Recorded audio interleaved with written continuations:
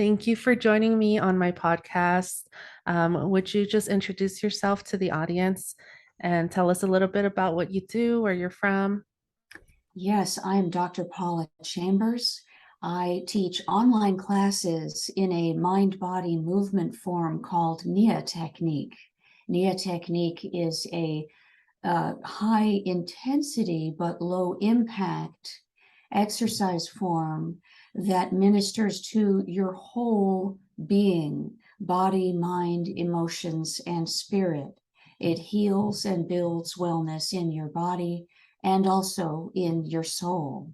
So I teach online classes in NIA Technique from my home studio on Zoom. Wow, that's awesome. What does that involve? Is it dancing? Like what kind of movements that Yes, I'm glad you asked. NIA Technique blends three forms of dance, three forms of martial arts, and three forms of the healing arts. It blends influences from these different movement forms together to create a new hybrid movement form that's a little bit like dance. You feel like you're dancing, but unlike dance, you're not you're not performing. There is no audience, and the goal isn't to get it right. The goal is to sense the movements in your body. So that's very different from dance. And the martial arts influences also create space for you to have sensations that are different from the dance sensations, like the punches and kicks and blocks help you feel your power as you defend yourself in any way that works for you internally against imagined, real or imagined threats and enemies in your life. And the healing arts influences help us expand our consciousness into our bodies more, build body awareness, and develop compassion for ourselves. So NIA is the first ever hybrid movement form. It was created in the early 80s as a reaction against the aerobics movement at the time, which was high impact and low awareness of emotions and consciousness and healing. It was more about just burning calories. It was just exercise. And so these two aerobics teachers decided there had to be a better way, and they explored these 9 movement forms and created a new thing, NIA Technique.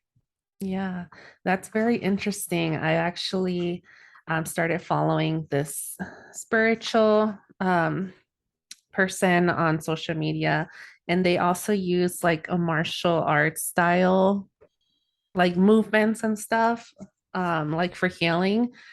So, yeah, I find it very interesting and the ways that this could help.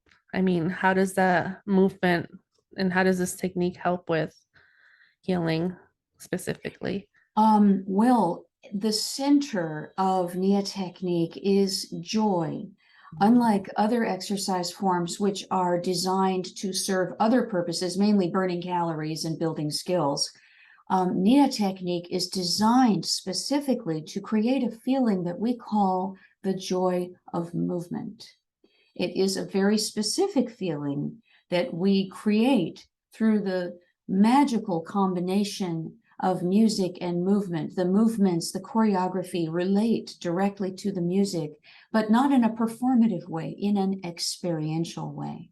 So the tone of the music is reflected in the movements that you're doing. And so joy has very healing effects on the body and the emotions at the same time. In our bodies, positive feelings boost our immune system and help restore proper functionality to any parts of our bodily system that might not be working great right now, or maybe have been working wrong since our trauma X years ago. So positive feelings, and specifically the joy of movement, makes things go right in your body, especially with repeated practice. Mm. And emotionally, the joy of movement also helps build resilience. Resilience, the ability to bounce back from setbacks, the ability to rise above again. And when you do NIA again and again and again, it's very healing for your emotions. And lastly, it builds agency. Agency is our sense of power to determine what's going to happen in our lives. I'm in charge of my life. That's a statement that reflects a high degree of agency. And NIA is designed in a way that you, the NIA student, decide exactly how you are going to do these movements. You don't have to imitate the instructor. You don't have to keep up with other people or look like other people. You have the power to decide, well, my body wants to do this movement like this. And that builds agency, which is incredibly empowering and which helps heal trauma. Yeah, that actually sounds really, to me, as I was hearing you describe it, it sounds very relaxing in a way, like Yeah. just very calming. And I was thinking about the way that I feel, whenever I do any kind of like physical activity or go to the gym, whatever. And, at the end of it, it does help you feel better.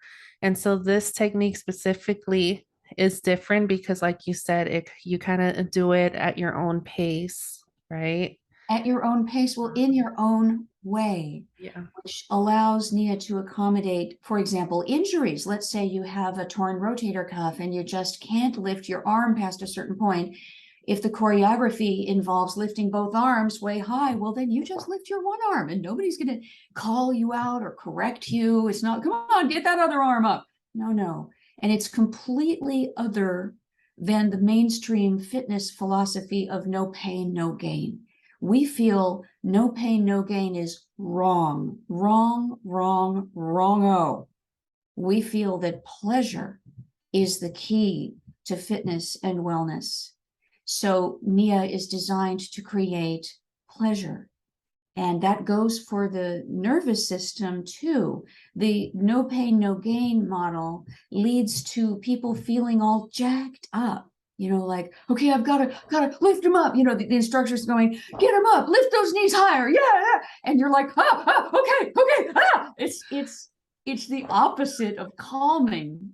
And Yes, it is. NIA is physically vigorous. We're not just like going, ooh, let's just sit and sense. No, we're moving and moving a lot, but we're moving in a way that isn't based on being yelled at. It's based on an invitation to step in and see how this movement feels and experience the movement, music, magic that the choreographers created when they designed that routine. Yeah, I love that because, yeah, I mean, going to the gym, like it is helpful, but it is also very anxiety provoking, Yes, especially, to a degree. yeah, like just that feeling like, okay, I have to, keep up with this. I have to. So, yeah, I love that about the program that you're describing. The gym is for many people another place where they feel like they're not measuring up, Mhm. another place to be on the hamster wheel of constantly being better and feeling inadequate. Screw that. NIA is about you are adequate today. Let's focus instead on feeling. Awesome. And, I wanted to discuss this topic on just like how trauma affects the body because I feel like, when people hear the word trauma, it's not often that we really think about the body That's and how right. it could affect the body. A lot of the times we think about the mind, right? Like it could cause, whatever, like depression, PTSD, like all of these different things, but it can also affect us physically. That's So right. can you talk a little bit about that? Yes, I can. Trauma is anything that overwhelms our capacity to respond and leaves us feeling helpless, hopeless, and out of control. And when most people hear the word trauma, they think some violent, frightening event. That is a kind of trauma. That's called shock trauma. That can be a violent assault or a military event, an exploding IED, car crash, natural disasters. Those are examples of shock trauma, but that is not the only kind of trauma. There's also systemic trauma, which is the negative experiences that members of marginalized groups have living in a dominant culture. Marginalized people in a dominant culture experience micro and macro aggressions that accumulate in the body, in your literal tissues, and that drag down their mental and physical health. And lastly, developmental trauma is a third kind yet again. Developmental trauma is an ongoing misattachment, that's the word I'm looking for, misattachment between a child and their primary caregiver that makes the child frequently feel unsafe, unloved, uncared for, and at risk, insecure. Developmental trauma deeply affects the child's ability to self-regulate and be comfortable in their own skin, even long into adulthood. So those are the three kinds of trauma, and how they all affect the body. You know, each person is different, each experience is different. So not every person who has trauma will have exactly the same bodily effects, but overall, in general, trauma tends to make us less able to sense our bodies. Especially violent trauma can numb our bodily sensations, disassociating ourselves from our bodies. Trauma causes emotions or responses that are actually inappropriate to the situation, like a high stress, high anxiety response to an actually rather normal, ordinary situation. Trauma dysregulates our brain hormones, and here's where the mental and emotional symptoms that you mentioned meet the body. Hormones are what cause or let's say a partner in our emotions. Trauma, for example, our stress hormones, cortisol and adrenaline, trauma jacks those up, creating unhealthy responses, producing more of those hormones that are necessary for the situation. The love hormone, oxytocin, trauma disrupts our ability to create that hormone, which leads to an inability to build trust, to feel empathy, and to bond with other people socially. The mood hormone, serotonin, I hope this isn't too geeky for anyone. No, I love it. I I think love it's learning about fascinating. these. So trauma causes mood disorders. You mentioned depression and anxiety. Those are related to a dysregulation of the mood hormone serotonin. And the reward hormone, dopamine. Trauma makes us feel tired, restless, unfocused, and unmotivated because our sense of feeling rewarded for positive, productive behavior is injured. And lastly, endorphins, the pain relief hormone. Some of us are unable to produce an adequate amount of endorphins. And so we don't get the right amount of pain relief or any of those positive things. We don't actually experience the right amount of love or reward or pain relief relating to what we just experienced today. And this is why many traumatized people are attracted to drugs, because drugs mimic those hormones. Drugs mimic the genuine feeling of trust and empathy that oxytocin creates. Drugs mimic good mood, mimic serotonin, and they mimic the relief of depression and anxiety. And drugs give us that feeling of reward. But unfortunately, using drugs makes us unable to recognize and sense genuine reward, genuine love, which is less dramatic and less of a high than the drug high. Yeah, I love And that. I think it's just so interesting, just the connection, between the body, the mind. And I didn't Mhm. think about it that way, but also like psych medications too, right? Like they're meant to release certain chemicals or, whatever in your brain to help you feel better, if it help you feel happier, whatever that may be. And so, yeah, just the connection between everything is just very interesting. That's right. And so all I talked about there was the brain hormones. Mhm. And those brain hormones also help regulate certain bodily functions that we don't think of as hormonal. Like serotonin, for example, is involved in controlling sleep, bowel movements, blood clotting, bone health, and sexual function. So each of those hormones has a portfolio of jobs in the body beyond just creating those feelings. That's just the brain jobs that they do. They do other jobs too. So that's how our body is additionally impacted by the hormonal disruption of trauma. And trauma also even causes our genes to behave differently. We tend to think of our genes as, well, they're given to us like they're the hand that we are dealt in a poker game, and that's just our hand, period. But our life experiences alter the way our genes are expressed. Like we can have a gene that we might have Alzheimer's later, but whether we actually get Alzheimer's or not has to do with our lives and how we have processed the experiences that happened to us. So trauma can switch on or off both good and bad genes. It can take good genes and switch them off, and bad genes and switch them on. So trauma has a multifaceted impact on our bodies. Yeah, that brings up a good point. I have heard of that before of, someone who's predisposed to a certain kind of condition.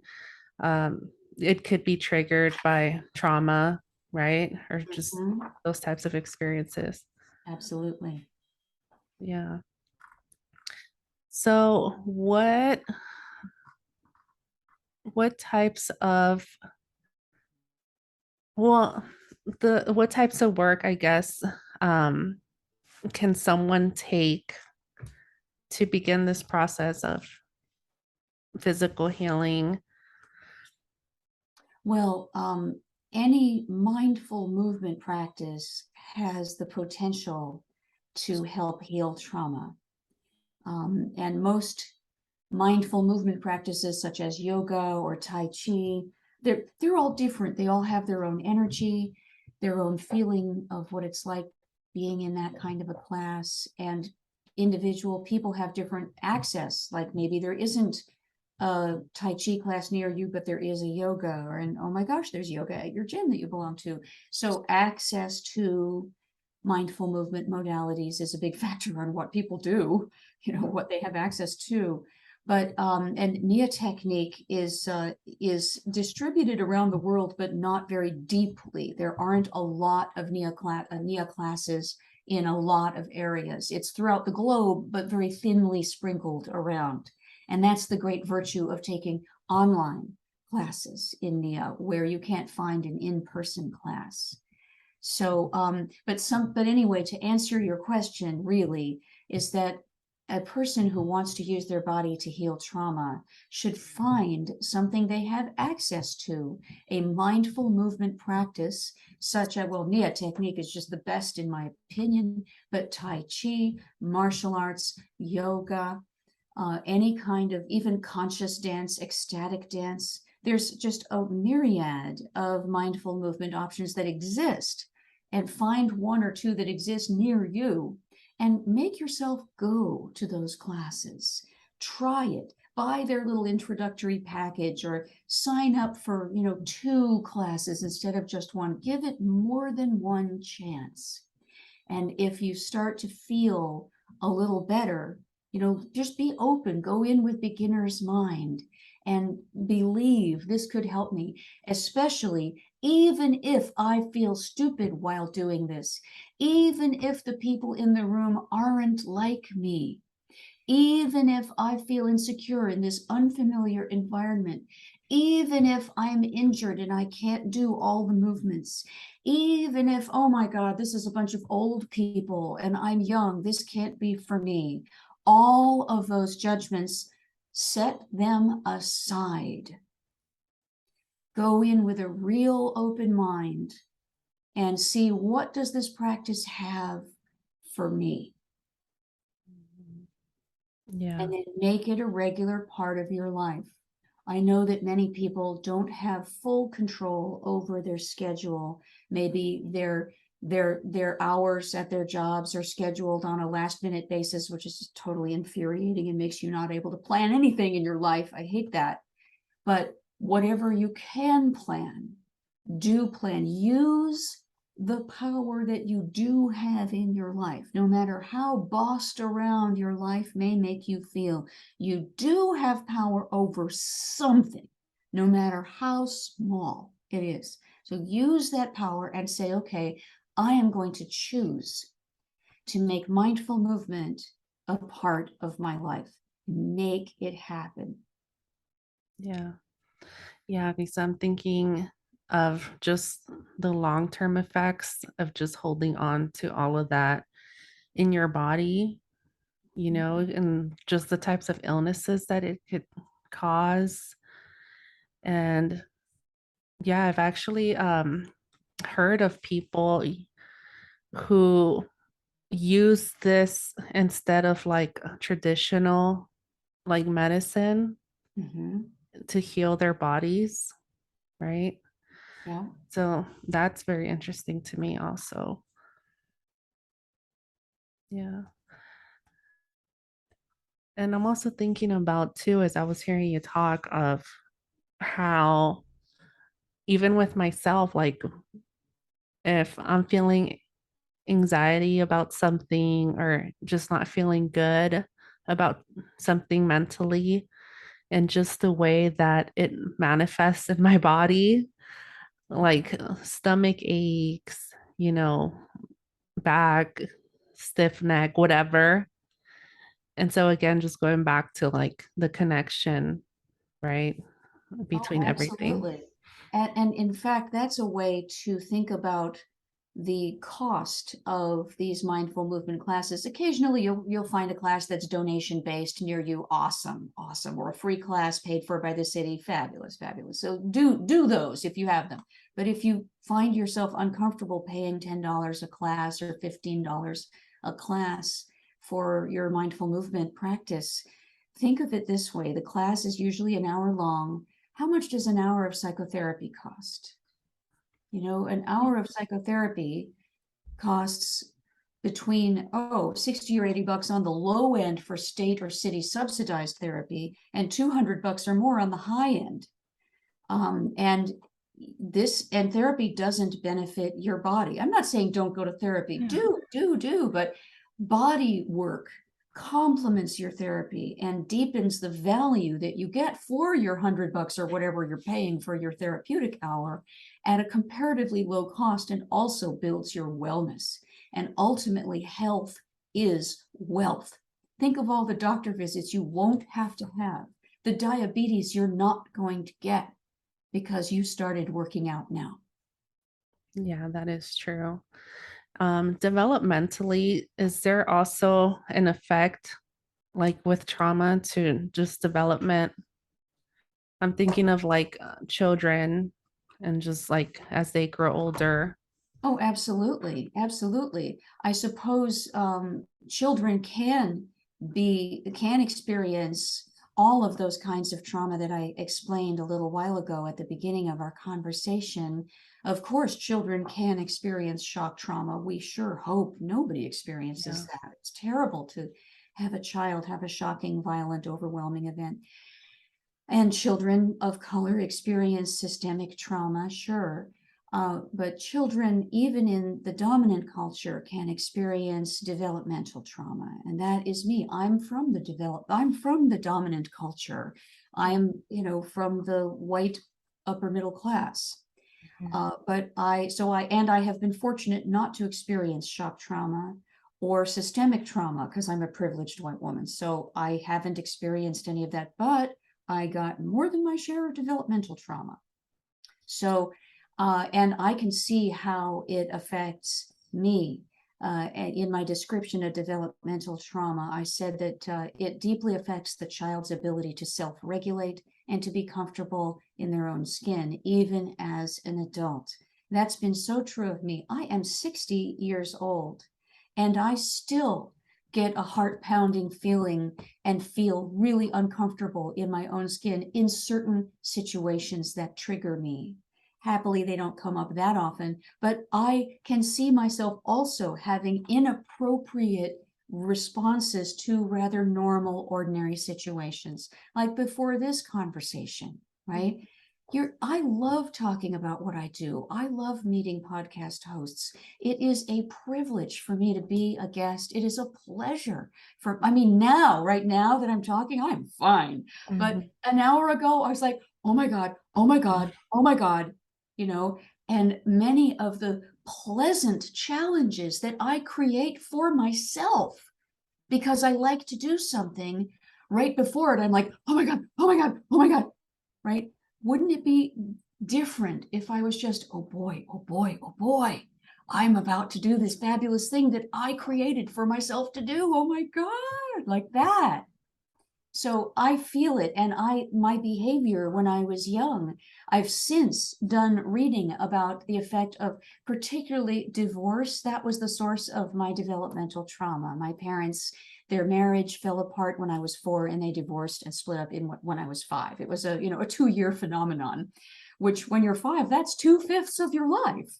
So that's a long thing to experience. And it was very, very, very painful for me. But as a child, and as an only child too, it was extra painful. I didn't have a brother or sister to go through it with. So it all landed on me. And I did not have, it overwhelmed my capacity to respond. As a 4-year-old, I did not have the vocabulary to say what I was feeling. I didn't have the ability to understand, oh, my parents are having a problem in their marriage, but that doesn't have anything to do with me. That's them. Well, that's not a 4-year-old thought. It just isn't. 4-year-olds don't think that. The 4-year-old thinks, oh my God, there's problems. There's problems. It must be my fault.